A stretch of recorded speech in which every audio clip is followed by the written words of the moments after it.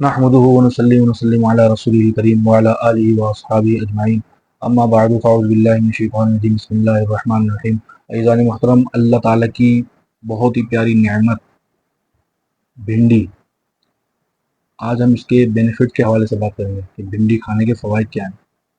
یاد رکھیے گا، بھنڈی ہاضمہ بہتر بناتی ہے، شوگر کے مریضوں کے لیے مفید ہے، اسی طرح بلڈ پریشر کے مریضوں کے لیے مفید ہے، اسی طرح کولیسٹرول کے جو مریض ہیں ان کے لیے بھی مفید ہے، دل کی صحت کو اچھا کرتی ہے، یاد رکھیے گا میری بات، اور کولیسٹرول کم کرتی ہے۔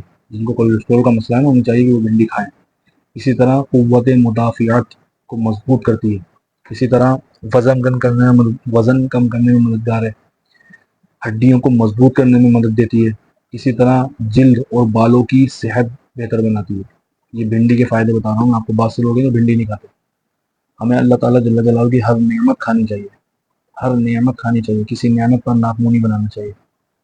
میں نے بہت سے ایسے لوگ دیکھا کہ سبزی نہیں کھاتے ہیں، صرف گوشت گوشت گوشت، اور پھر ایسی ایسی بیماری میں مبتلا ہوتے ہیں۔ حالانکہ دال اور سبزی کھانے کے تو بہت فائدے ہیں۔ انسان میں کہتا ہوں، وہ جو انسان دال اور سبزی کھاتا ہو نا، وہ بوڑھا تو ہوگا لیکن بہت جلد بوڑھا نہیں ہوگا، دیر سے ہوگا بوڑھا، اور ہمیشہ اس کی عمر 50-60 سال تک بھی نا ایسا رہے گا، وہ بالکل فٹ، جو سبزیاں اور دالوں کا استعمال کرتا ہے۔ زیادہ تر ابلی اور سبزیاں جو ہوتی ہیں نا، مجھے ایک مرتبہ کولیسٹرول کا مسئلہ ہوا تھا تو میں نے ابلی ہوئی سبزیاں کھائی تھی، 2 مہینے کے اندر اندر میرا کولیسٹرول بالکل جڑ سے ختم ہو گیا تھا۔ الحمدللہ، اللہ تعالیٰ کا بڑا فضل ہوا مجھ پر۔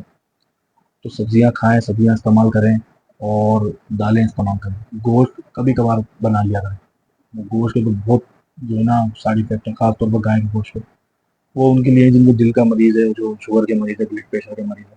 تو اللہ تعالیٰ جل جلالہ ہمیں سبزیاں کھانے کی توفیق عطا فرمائے، اور ہمیں اللہ تعالیٰ کی ہر نعمت کھانے کی توفیق عطا فرمائے۔ وآخر دعوانا ان الحمدللہ۔